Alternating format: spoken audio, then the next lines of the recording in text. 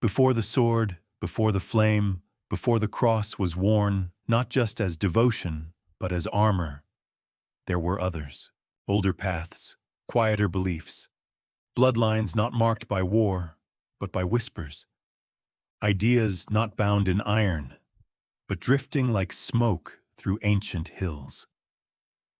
You've likely heard the name Templar.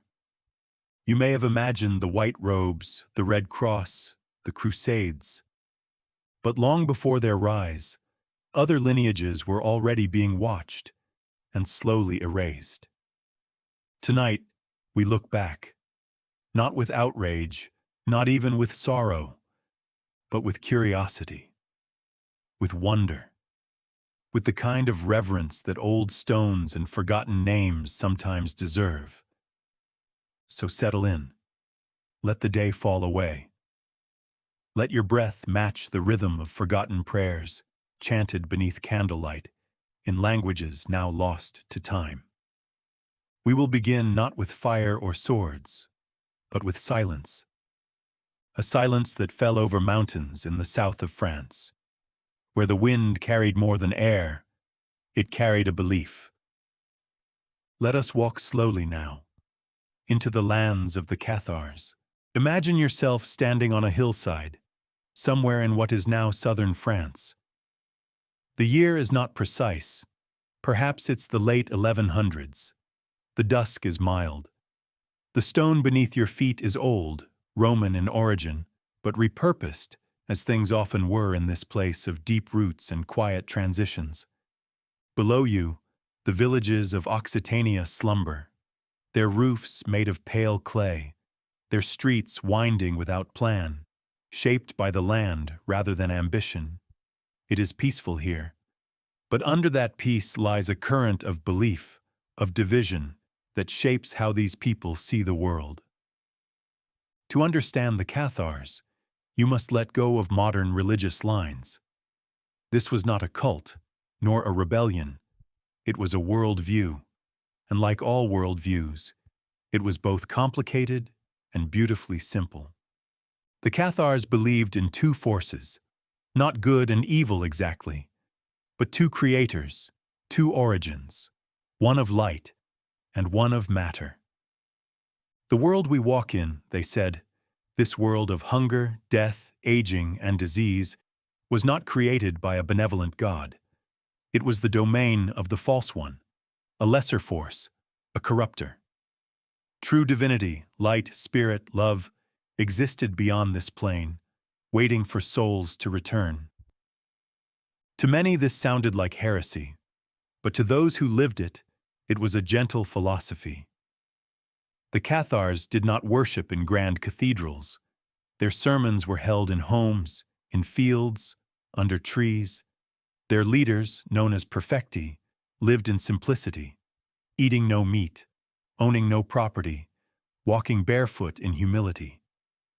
They spoke of reincarnation, of the soul's long journey toward liberation. They rejected the materialism of the church, the wealth, the hierarchy, the idea that forgiveness could be bought, or that violence could be holy. In their eyes, power corrupted, and so the church itself, at least as it existed in Rome, had fallen under the shadow of the material world. Still, the Cathars were not angry.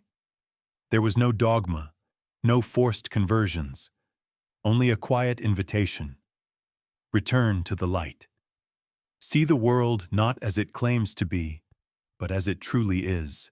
Their teachings passed through whispers, through lullabies, through the gentle rhythm of village life. And for a time, that was enough. But as we will see, silence has a cost. The landscape of southern France is not harsh nor imposing. It rolls gently, stitched together by green valleys, vineyards, and quiet limestone peaks. But the terrain is deceptive, much like the story it holds. For while it appears soft, the land of Occitania has long been a keeper of refuge, for poets, for rebels, and for the Cathars. Imagine again the hills. Their slopes are peppered with sheep, and the scent in the air is both dry and clean. Lavender, wild rosemary, and the faint tang of sun-warmed stone. Villages here were not carved from ambition, but grown out of continuity. Old Roman roads, now mere footpaths. Stone wells, always in use, and homes that feel less built than remembered. It was in this setting that the Cathars found not only safety, but community. Occitania, unlike the powerful northern kingdoms, valued autonomy over central rule. Lords ruled by consensus more than by sword. The people spoke Languedoc, a language older than modern French, melodic and resistant to the sharp edges of command.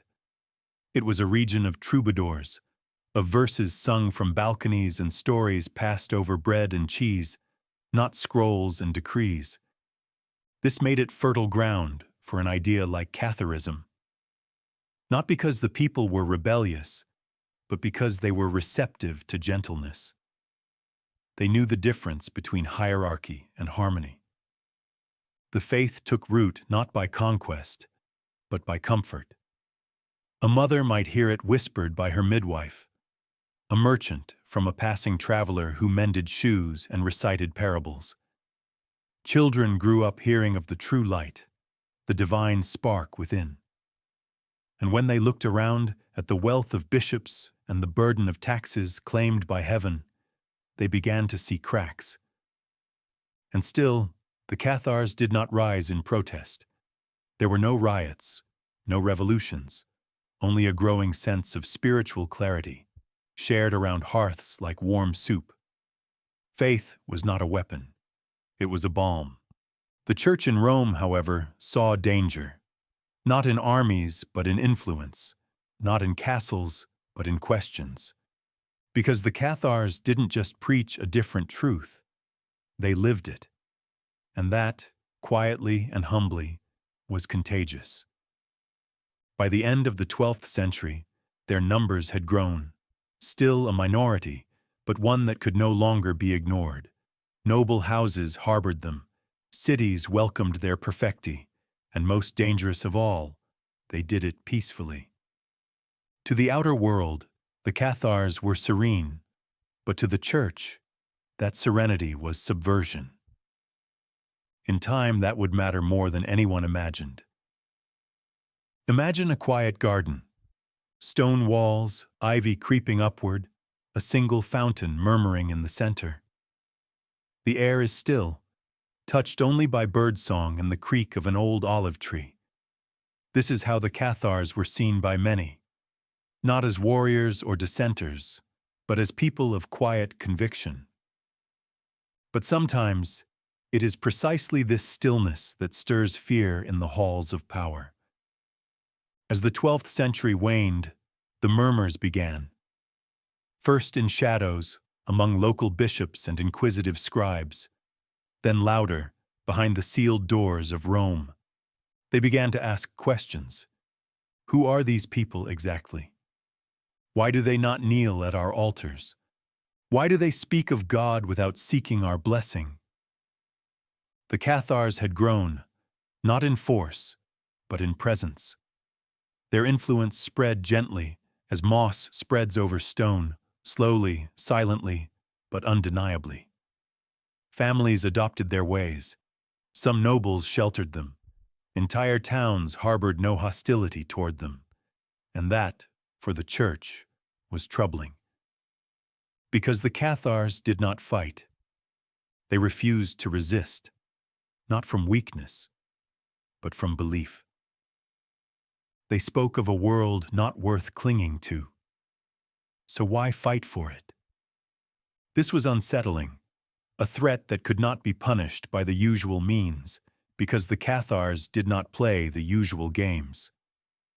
In 1184, Pope Lucius III responded with the first formal declaration, Ad Abolendum, a papal bull that condemned heresy broadly, but it was understood clearly that the Cathars were among its primary targets.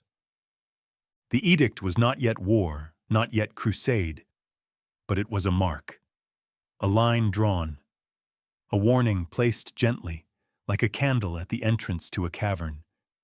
We see you now, and we will not forget. And still, the Cathars did not flinch. Their lives remained unchanged. They preached, they healed, they walked barefoot through stone villages offering quiet blessings and gentle truths. They asked for nothing, feared nothing, and in that stillness, they became dangerous. Not because of armies, but because they revealed, quietly, that power could be ignored. That was the sin the Church could not forgive, not disobedience, but disinterest. Picture a traveler. She walks without shoes, a soft satchel at her side. Her eyes are calm, neither hardened nor naive, simply present. She carries no money, no sword, no book. And yet, when she enters a village, people pause, not from fear, but from respect. Some offer bread, others simply listen. She is a perfect, one of the highest guides in the Cathar tradition. To become a perfect, one does not study doctrine or train in rhetoric. Instead, one lets go. Of wealth, of desire, of attachment to the world of matter, which the Cathars believed was not only temporary, but a trap. Perfects ate no meat, wore no fine clothes, owned nothing. They offered consolation to the dying, taught quietly beneath olive groves, and healed, not with miracle, but with presence. They were not preachers in the usual sense. They did not rally crowds or curse their enemies. Instead, they embodied their faith. They were quite literally living sermons. And that was the problem. To the Church, their existence was an affront, but not because of loud rebellion or political challenge. Rather, because they made fear unnecessary. Fear of sin, of damnation, of disobedience was a useful tool for authority. But the Cathars did not fear hell. They did not fear papal judgment. They didn't even fear death. They believed the soul would return, again and again, until it found the light. Their lack of fear made them impossible to manipulate. And this, more than theology, more than rites, unsettled the Church. To challenge doctrine is one thing. That can be debated, condemned, rewritten. But to live outside of fear is to become untouchable. Rome, by this time, was both a spiritual and temporal power. Its rituals, symbols, and hierarchy all function not only to guide faith, but to enforce obedience. And yet, here were the Cathars, walking barefoot and smiling softly, preaching of a world where none of it mattered. It is said that true heresy is not in the words one speaks, but in the life one lives. And the perfects lived without fear, which made them, quietly, gently, and without a sword, terrifying. It began not with a trumpet, but with a letter. In the year 1209, Pope Innocent III, a man of legal mind and fervent will, issued a call not to the east, but to the south of France, not to reclaim Jerusalem, but to purify Languedoc.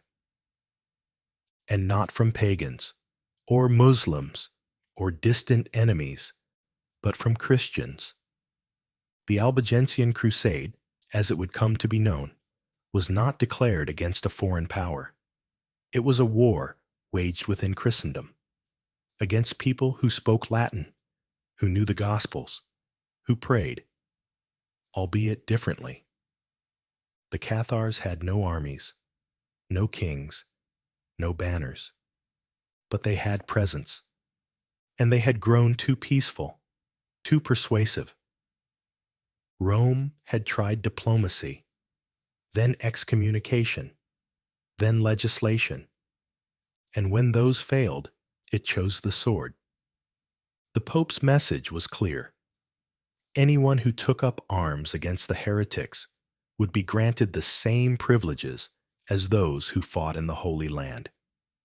Forgiveness of sins, protection of land, a crusade not for glory, but for orthodoxy. This alone might have stirred unease, but what came next carved itself into the memory of Europe. The city of Béziers, home to both Catholics and Cathars, was among the first to fall. When papal forces surrounded the city, they demanded that the heretics be surrendered. The townspeople refused. And so the soldiers entered. And when they asked how to distinguish believer from heretic, the papal legate allegedly gave this reply: "Kill them all. God will know his own." It is hard to say whether those words were truly spoken. But the silence that followed speaks louder. The city was burned. Its people, men, women, children, were cut down without distinction. A massacre, not just of Cathars, but of the very idea that Christianity had boundaries of mercy. And from that day, the hills of Languedoc, once echoing with troubadour songs, began to ring with marching boots and siege engines. The peaceful slope of Cathar life was now a battlefield. The soft light of their beliefs would be tested under iron and ash. And the world, watching, realized that the first crusade against Christians had already begun. Imagine now the landscape of Languedoc not as a pastoral haven, but as a place scorched by siege fires. Fields once used for gathering herbs or tending sheep became pathways for war machines. The air, once thick with rosemary and sun-warmed dust, now smelled of ash and iron. The crusade did not stop at Béziers. From 1209 onward, it swept through the region like a slow-moving storm, heavy, deliberate, and devastating.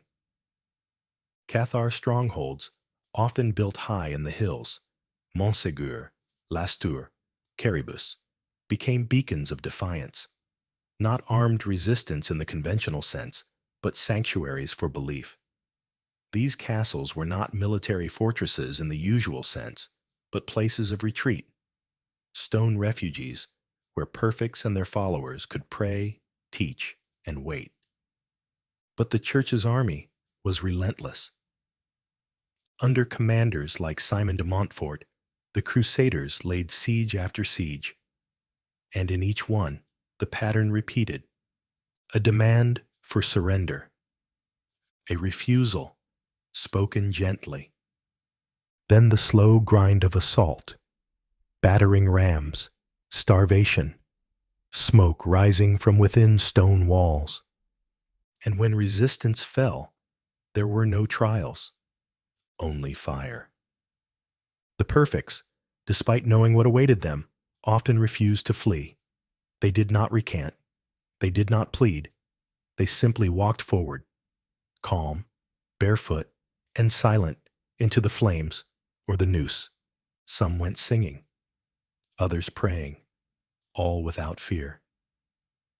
And perhaps that was what unnerved their enemies the most.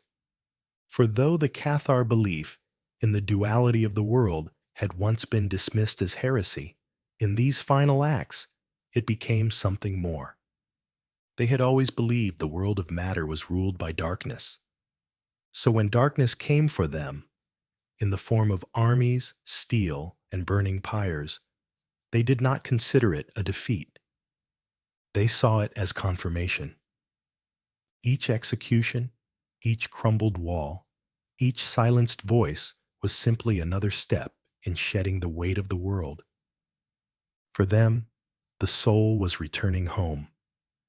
And even as castle after castle fell, even as the land was soaked in sorrow, something about the way the Cathars faced death left a mark, not just in history, but in memory. It wasn't resistance. It wasn't rebellion. It was refusal to be afraid. And to those who commanded armies and thrones, that refusal, so quiet, so still, was more dangerous than any sword ever bound could be. High in the foothills of the Pyrenees, where the air turns thin and the clouds sit closer to the stone, there rises a mountain. And on that mountain, Montségur.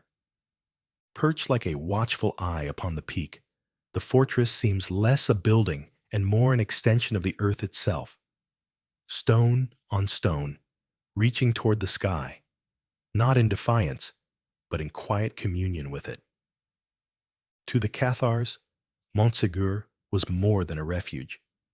It was a sanctuary of spirit, a final temple for a faith that had been chased across valleys, burned from towns, and cornered in its last chapter. Some believe its architecture was no accident. Scholars, especially those drawn to ancient astronomy and Hermetic thought, have long noted that Montségur aligns with certain celestial events. The sun at solstice, the path of Venus, the turning stars.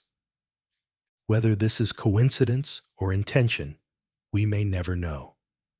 But for those who climbed its path, narrow and winding through cold stone and sharper winds, Montségur felt like a place between worlds.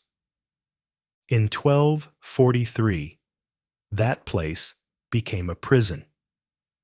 A crusader army, hundreds strong, began its long siege. Through snow, through hunger, through the gnawing exhaustion of winter and waiting.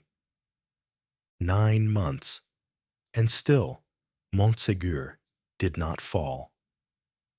Inside, the Cathars refused to despair. They sang, they taught, they fasted, and they believed. No reinforcements came, no saviors arrived, but neither did surrender. Those within Montségur understood what was coming. Not escape, not victory, but transcendence. The fortress was no longer a defense. It had become an altar. And above it, the stars continued their slow arc across the sky, ancient witnesses to faith too pure for fear. March 16th, 1244. The last dawn broke cold over Montségur. The fortress, battered but unbroken, was silent. No swords clashed, no prayers shouted, just wind brushing against ancient stone, and the slow, measured breath of those who had chosen to stay. For the Cathars inside, this was not the end. It was a crossing. They had been given a choice: renounce their beliefs and walk free, or stay true and face the flame. 205 chose the flame.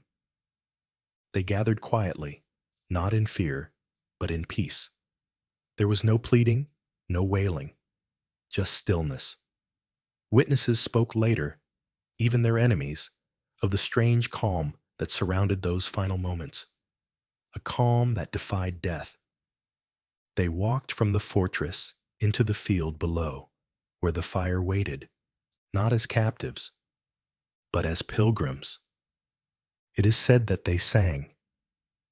Their voices, soft and steady, rose into the chill mountain air as they stepped into the pyre, and the flames, though they consumed their bodies, could not touch their resolve, their conviction, their light. Montségur did not fall. It transformed, and yet, not everyone remained. On the final night before the siege was complete, 4 Cathars slipped away, vanishing down a hidden mountain path. No one stopped them. No one pursued. Some say it was part of an agreement. Others, a miracle. What matters more is what they carried. In their possession was said to be a scroll, a record, a mystery, something precious enough to risk everything to preserve. We do not know where they went. We do not know what they carried. But stories linger of sacred texts, of old knowledge, of bloodlines that did not end in fire. Even today, some say the Cathar spirit still lives in the hills of Occitania, in whispered lullabies, in carved lintels above doorways, in the silence between stars above the ruins of Montségur. Because belief, true belief, does not end with fire. It becomes something that fire cannot reach. In the hush after fire, in the stillness where only smoke remains, something endures. The four figures who slipped away from Montségur on that final night were never caught. No names recorded, no trail certain. Yet their story lives on, whispered in valleys, preserved in obscure writings, and spoken in hushed tones across generations. They are said to have carried with them not just parchment, but a truth, a secret, sacred and burning, not with flame, but with clarity. Its name, in some retellings, was Lux Veritas, the light of truth. Was it a gospel, a genealogy, a codex passed down from the earliest days of the Cathar faith, or something older, far older, tracing its lineage not merely through belief, but through blood? No one knows for certain. But what followed was a silence filled with echoes. Shortly after Montségur fell, records vanished. Not just battlefield accounts or personal letters, but Vatican documents. Mentions of certain Cathar leaders, theological texts, and specific confessions simply disappeared. Redacted, replaced, lost to time. And yet, fragments surfaced elsewhere. Not in the cathedrals, but in Hermetic manuscripts, in alchemical treatises, Gnostic codices, and later within the pages of societies that called themselves keepers of light. Lux Veritas may have burned in name, but in symbol it continued, subtly hidden in linework, in seals, in the curls of Latin phrasing that meant nothing to most, but everything to a few. It was as though the Cathar fire had not extinguished truth, but instead scattered its embers across the future. And those embers would land in strange places, places where belief still whispered, where symbols still mattered, where knowledge could survive by wearing masks of mystery. Travel now through Europe's Gothic cathedrals. In the soft dimness beneath soaring arches, there are stories that aren't told in words. They are chiseled into stone, tucked into stained glass, and woven into floor mosaics. Most pass them by, unknowing, mistaking sacred geometry for decoration, mistaking an ancient symbol for simple design. But some know better. Here and there, among the flying buttresses and carved saints, you'll find a curious echo of Cathar belief, or perhaps something even older. A star with 5 points carved discreetly into a corner, a cross without a crucifix, a bee, small and deliberate, set into a column capital where no bee should be. Symbols that match not only Cathar motifs, but also Hermetic emblems found in manuscripts from Alexandria to Florence. Coincidence, or continuation? Some researchers, careful, measured, but persistent, argue that after Montségur fell, the Cathars did not vanish, not entirely. Instead, their teachings, stripped of name and overt theology, migrated. Not through armies, but through ideas. Into Hermeticism, alchemy, and early mystic orders that emphasized the divine light within. In the 14th century, long after the last perfect was burned, certain secret societies began to form. They spoke not of Catharism directly, but of inner purity, of a world divided, of hidden knowledge passed from age to age. They called themselves guardians, illumined ones, or simply brothers of the path. Some wore robes, others built libraries. All of them kept quiet. It's been said that the true heretics are not those who challenge power loudly, but those who survive it quietly. And so, a final question lingers, not in Vatican records, not in public histories, but in the spaces between symbols and stone. Did the Cathars truly perish? Or did they simply shed their name and flow into another vessel? When the fire took their bodies, did it release something else? A belief, a map, a bloodline, one that did not burn, but transformed. And now, beneath the stone of forgotten chapels and in the quiet folds of Hermetic texts, that light waits still, not extinguished, only hidden, waiting for eyes that still know how to see. Now we step backward, not in geography, but in time. Long before Montségur rose from stone, before the Cathars whispered of duality in Languedoc, there was another current. Quieter, more fluid, and infinitely harder to name. The Hermetic tradition does not begin with a man or a miracle or a founding moment.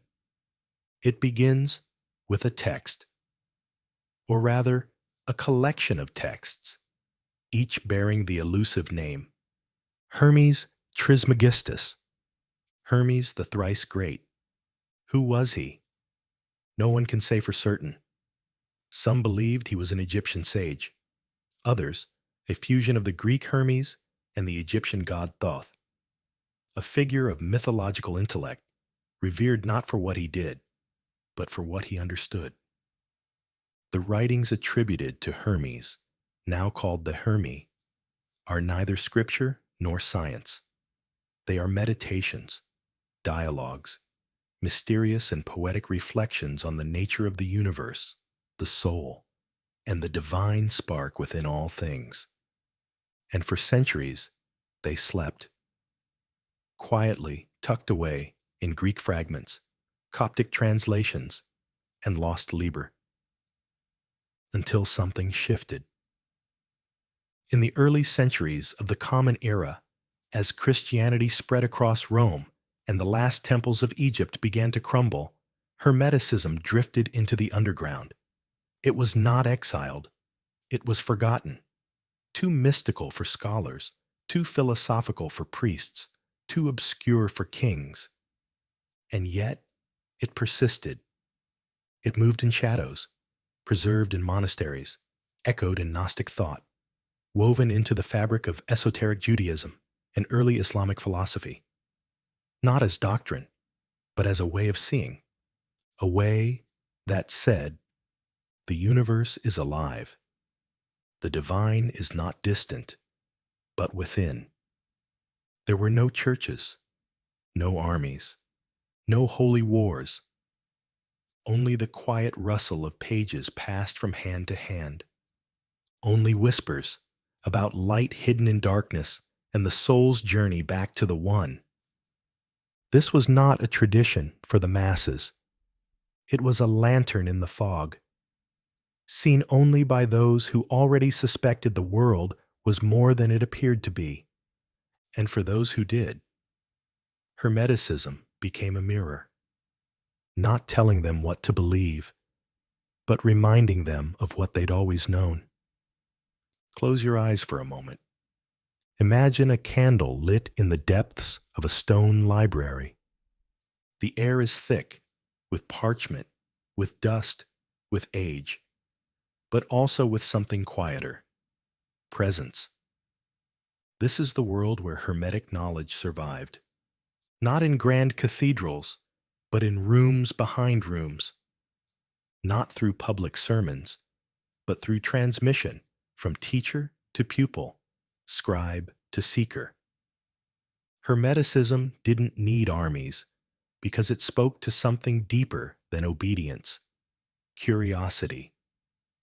Its texts posed questions more than commandments. What is truth? Where does the soul go? What connects the stars to the body? How is the world born? And how does it dream? And these questions, slippery and shimmering, found homes in the hearts of thinkers across the Mediterranean. In Alexandria, in the first centuries after Christ, Hermetic writings coexisted with early Christian thought. Both traditions asked about the divine. Both wondered about the soul. But where Christianity looked upward, Hermeticism often looked inward. As Rome shifted from empire to church, Hermetic thought faded, not violently, but gradually, absorbed and overlooked. Yet some of its core themes lived on, subtly reshaped, in the mysticism of Christian saints, in Islamic Neoplatonism, in Kabbalistic texts, and later, in alchemy. There is something profoundly gentle about this survival. No rebellion, no clash, just a drifting spark, finding shelter in unexpected corners of the world. It became a language of symbols, the serpent eating its tail, the tree with roots in heaven, the star within the circle, the as above, so below, an echo of the cosmos reflected in the self. This language transcended borders. It wasn't Christian. It wasn't pagan. It was human and spiritual, and always just out of reach. Perhaps that is why, centuries later, when the Cathars fled and whispered of hidden wisdom, their echoes felt familiar, as if two rivers, long separated, had once again found one another in the dark. In Hermeticism, knowledge was never shouted. It was shared slowly, like warm tea passed across a cold table. Not to convince, but to awaken. And those who listened? They were not followers. They were rememberers. Imagine standing in a vast archive, quiet, endless, cloaked in dust. The light is dim, filtered by age. Some books glow faintly, as if the words within them remember being read. Others rest in silence, unread for centuries. This is not a library you can find on any map. This is the hidden memory of civilization. And within it lies Hermeticism, not destroyed, but sealed. In the late Roman Empire, as the Christian Church rose in power and clarity, it began to draw lines. Truth and heresy, faith and sorcery, revelation and speculation. Hermetic writings, with their talk of divine sparks, of self-knowledge, of the cosmos reflected in the soul, suddenly felt dangerously independent. It wasn't the symbols that were feared. It was the freedom.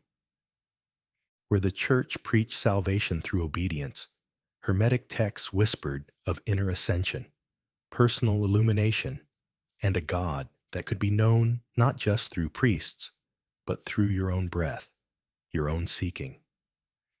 And so, quietly, the scrolls were taken from shelves. The names were removed from lessons. The dialogues faded from public memory. Not with fire, as with the Cathars, but with a deeper kind of silence. As one later commentator put it, we did not tear their pages. We simply made them forget they had written them. But knowledge does not sleep forever. Just as seeds lie dormant beneath winter snow, Hermetic wisdom began to bloom again, far from the streets of Rome, far from Europe altogether. In Baghdad, in the 9th century, scholars like Al-Kindi, Al-Farabi, and later Avicenna began to study ancient Greek and Egyptian texts, including fragments of the Hermetica. They translated, they debated, they preserved. In these Arab libraries, the Hermetic flame was not heretical. It was curiosity. It was seen as part of a broader mosaic, where science, faith, and philosophy were not enemies, but companions. Alchemy, astronomy, medicine, mysticism, all were welcomed to the same table. And over time, this knowledge made its way west again, through Andalusia, where Muslim, Jewish, and Christian thinkers lived, at times, side by side. But by then, Hermeticism had learned its lesson. It no longer wore its name so boldly. Instead, it spoke in symbols, and only those who still remembered the sound of its voice could hear it. There is a kind of knowledge that does not shout. It does not declare itself in titles or dogma. It waits, veiled in image, layered in metaphor, resting behind symbols whose meanings flicker like candlelight. Hermetic wisdom survived not in statements, but in signs. By the time Hermetic texts reached Western Europe again, carried in Arabic translations from Cordoba and Toledo, they no longer looked like theology.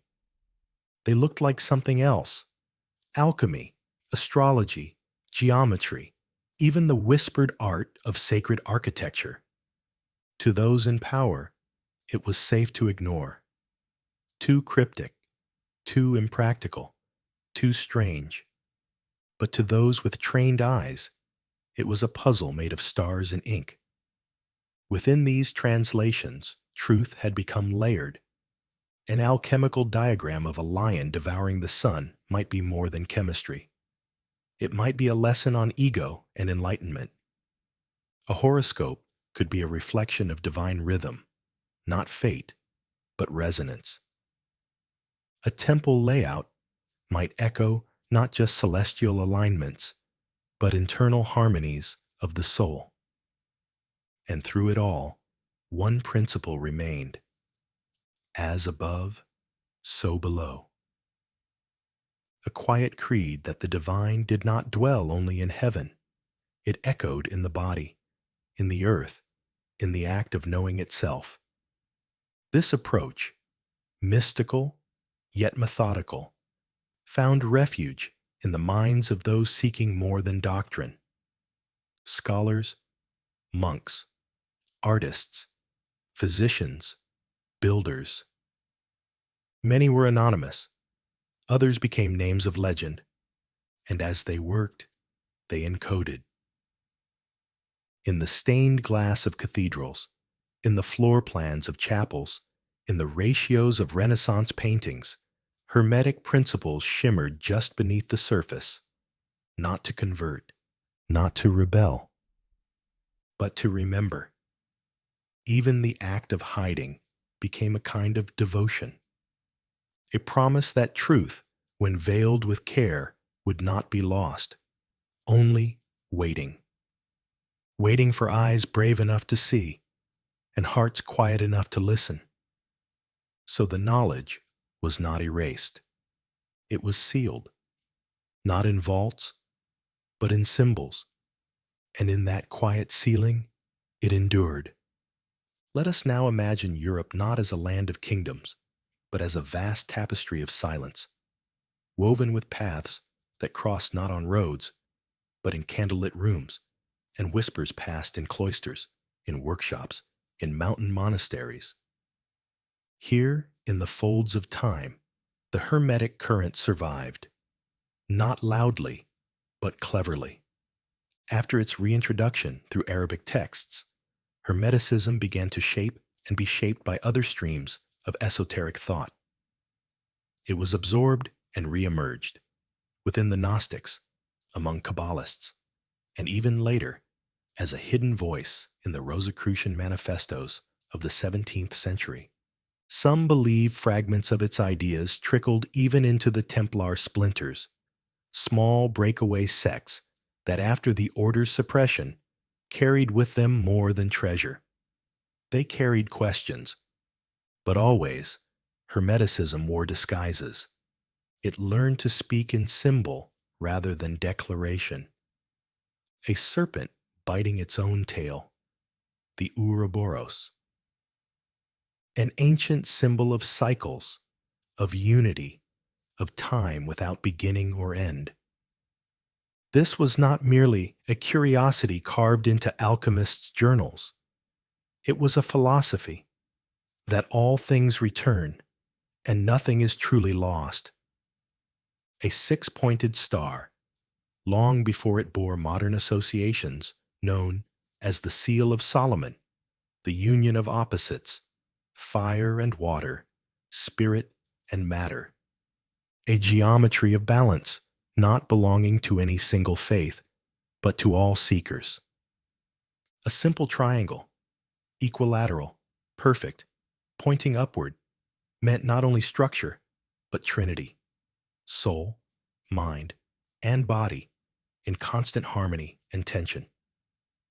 A visual theology whispered in stone and glass. These were keys, not decorations, and the ones who held them, they rarely held titles. They were often masons, scribes, herbalists, traveling monks, even knights in silent orders. Some wore robes, others aprons, but none claimed power for power's sake. Their purpose was not to dominate, but to preserve. Preserve the idea that truth is a pattern, that divine knowledge cannot be burned, only disguised, and that sometimes the greatest guardians are not the ones who preach, but the ones who remember quietly. They were not an army, but a memory, a living thread of symbols woven through time, waiting for eyes trained not on power, but on meaning. Not all maps are made of parchment. Some are built in stone, some in ratios, and some only appear when viewed with inner vision. The Hermetic tradition understood this well. Its guardians did not carry swords. They carried compasses. They laid foundations, drew symbols, carved patterns into columns that echoed with meaning far deeper than decoration. To the untrained eye, a cathedral was a building. To the Hermetic mind, it was a temple of the cosmos, each spire and arch a note in the silent song of creation. They believed in sacred geometry, not merely as mathematical curiosity, but as divine architecture. The ratio of the golden mean, the spiral of the nautilus, the triangle, square, and circle, these were the grammar of God. In the blueprints of Gothic churches, many now see Hermetic fingerprints, vaulted ceilings aligning with solstices, windows casting light precisely upon engraved roses at equinox, labyrinths in the floor, not meant to trap, but to guide. Elsewhere, in the margins of manuscripts, symbols bloomed, not randomly, but as if pointing towards something just out of reach. A serpent here, a mirrored triangle there, a small planet with rays like fingers. To those outside, these were embellishments. To those within, they were directional signs, pointing not to places, but to states of being. Some who studied Hermetic teachings disguised themselves as philosophers, alchemists, or astrologers. But beneath those cloaks of discipline, they shared one purpose: to ensure that the map, the path back to unity, back to the divine, would not be lost. And they knew they were not the first to walk it. They believed themselves part of a lineage older than nations. From ancient Egypt to Babylon to Greece to the deserts of Persia and into the mountains of Europe, this map had passed from hand to hand, altered, translated, concealed, but never destroyed. You could not burn geometry. You could not silence proportion. So they built it into the world itself, into stones that would outlast kings, into rituals remembered in dreams, into stories disguised as myths and blueprints hidden inside monuments. And through it all, they waited, not for converts, but for recognition. That someone, somewhere, would see a simple carving on a forgotten lintel and realize, this is not just a symbol. This is a key. There are roots so deep they stretch beyond memory. Not names in history books, not dynasties in gilded halls, but threads of knowing, braided quietly beneath the noise of empires. Hermeticism was one such thread. Before the Cathars whispered their dualist gospel, before the Templars rode beneath red crosses into foreign lands, the Hermetic current was already moving, silent, invisible, powerful. Some scholars now wonder, was Hermeticism the seed from which these later orders bloomed, not in name, not in creed, but in spirit? There are hints. In the Cathars' reverence for light and soul, one hears the echo of Hermetic cosmology. In their rejection of material power, of the corruptible body, of rituals born of fear, a shadow of ancient Hermetic dualism stirs. And in the final days at Montségur, where legends speak of 4 fleeing Cathars carrying a hidden relic, some suggest they bore not gold, but wisdom, a copy of the Emerald Tablet. That small, enigmatic text bearing the words, "As above, so below." A phrase older than churches, yet still breathing beneath stained glass and carved stone. And what of the Templars? Not the mythic ones of novels and conspiracies, but the real men who, over time, began asking questions their church did not like. Some splinter groups turned inward. They built chapels with geometry that whispered stars. They marked walls with symbols older than Christendom. They kept secrets, not of treasure, but of thought. Could it be they too drank from this ancient stream? If so, it would not be the first time Hermetic knowledge passed unseen, shaping hands that never spoke its name.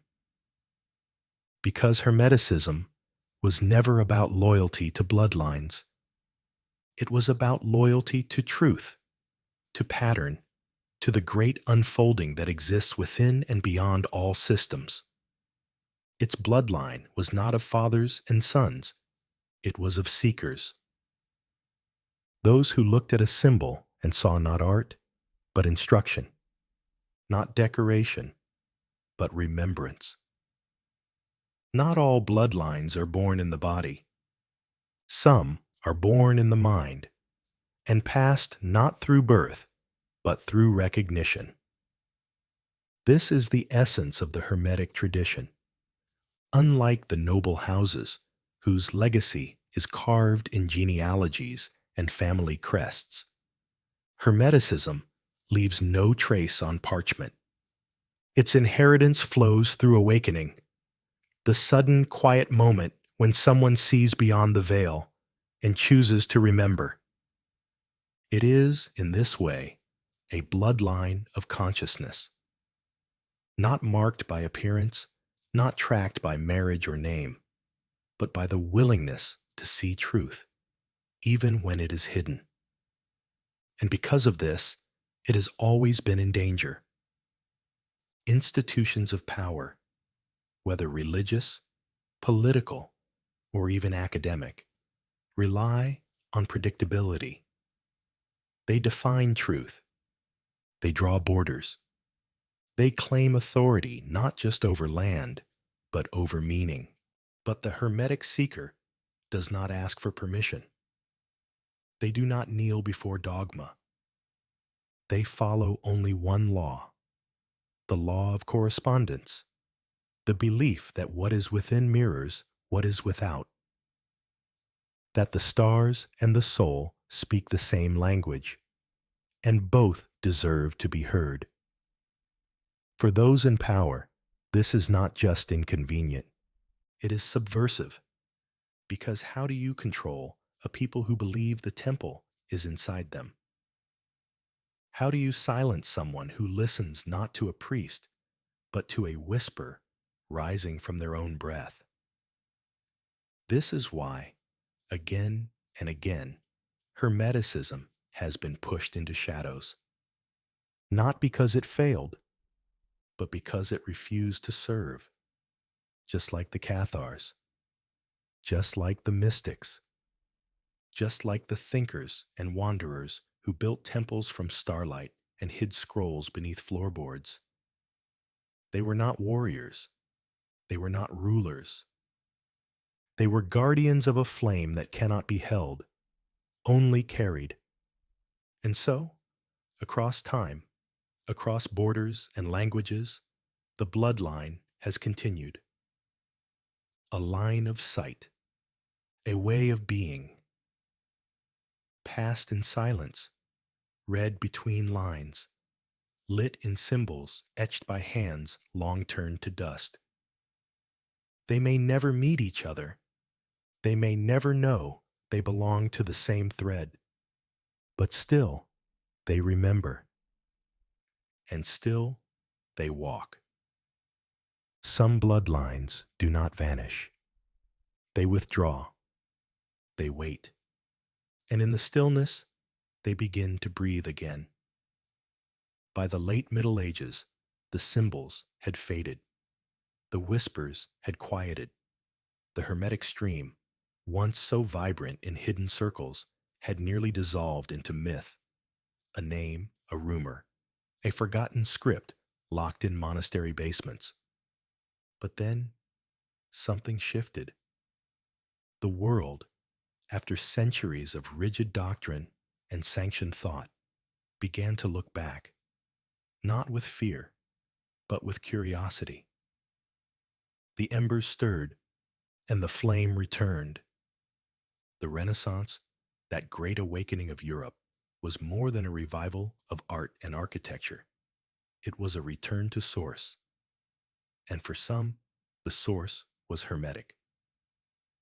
In Florence, Marsilio Ficino, under the patronage of the Medici family, translated the Corpus Hermeticum into Latin. It was the first time in centuries that these teachings, long buried in Greek and Arabic, became readable again by the Western world. In the hands of thinkers like Paracelsus, Hermeticism inspired a new kind of medicine, one that saw the body not as a machine, but a vessel of cosmic harmony. Alchemy was no longer only about transmuting metals, but transforming the self.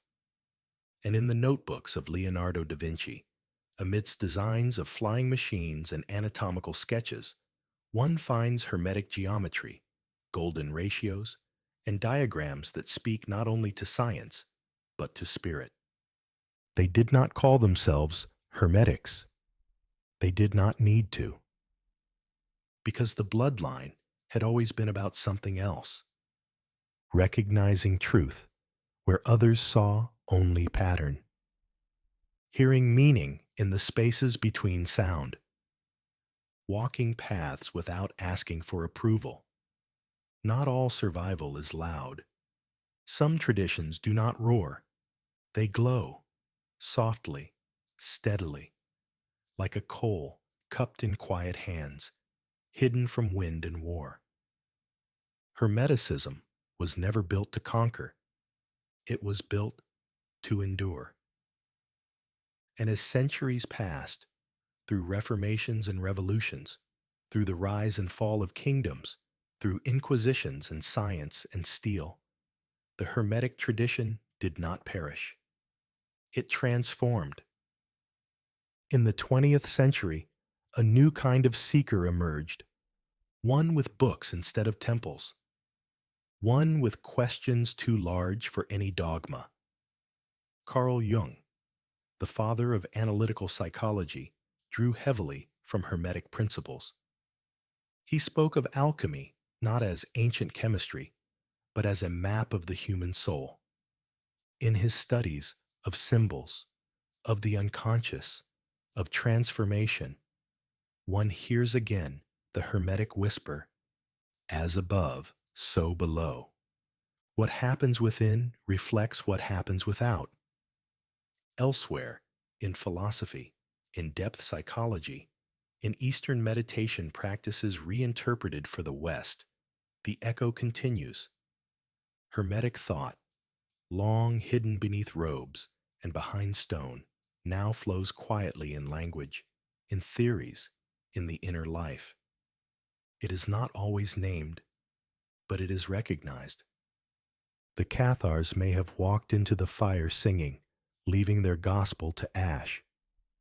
But the Hermetic seekers, those guardians of pattern, of symbol, of sacred geometry and whispered unity, were not extinguished. They became part of everything. They seeped into mystic Judaism, into Sufi poetry, into Christian mysticism and modern science, into meditation circles and philosophical texts, and the hands of artists who never knew they were holding a torch passed down from ancient Alexandria. Today, they still walk, quietly. They do not need titles, only the will to see, only the courage to recognize truth beneath symbol. Imagine now a great library, broken, scorched, books in ruin, shelves collapsed. But somewhere deep within the smoke and rubble, a figure kneels. In their hand, a single flame. It does not burn to destroy. It burns to illuminate. The flame lights no cathedral. It lights the mind, and with it, the bloodline, not of body, but of thought, continues, still breathing, still waiting. You've walked now through two shadows, the Cathars, luminous, fragile, tragic, and the Hermetics, ancient, hidden, quietly immortal. One ended in fire, the other hid in flame. But in truth, they were never truly separate. Not two rivers, but two bends in the same current. Each challenged the structures of power not with rebellion, but with something far more dangerous, an inner freedom. The Cathars believed the world of matter was false, that only the soul was real. The Hermetics taught that the soul and the cosmos are mirrors, that to know one is to know the other. The Cathars refused authority because it corrupted the light. The Hermetics bypassed authority entirely, encoding truth into geometry, metaphor, and symbol. And both, in their own way, were hunted. The church burned one. Time tried to erase the other. But what burns the body cannot touch understanding. And what silences a name cannot silence a pattern. These were not mere faiths. They were ways of seeing, ways of remembering something the world would rather forget, that truth does not need permission, and divinity does not dwell only in temples. They remind us of something quiet and essential, that what is true may sleep, but it does not die. A Cathar might call it spirit. A Hermetic might call it light. You might call it a mystery that still breathes in the forgotten corners of history, waiting not to be decoded, but simply to be heard. So, the next time you pass an old stone chapel, or see a pattern repeating in nature, or hear a phrase that makes your breath slow, pause. Look closer, for just beyond the veil of ordinary things, there may still be a flicker, not of memory, but of flame. And in that flame, a bloodline continues, not by name, not by title, but by those who choose to see. Thank you for walking this path. Rest well beneath the quiet stars, for even in silence, history still speaks.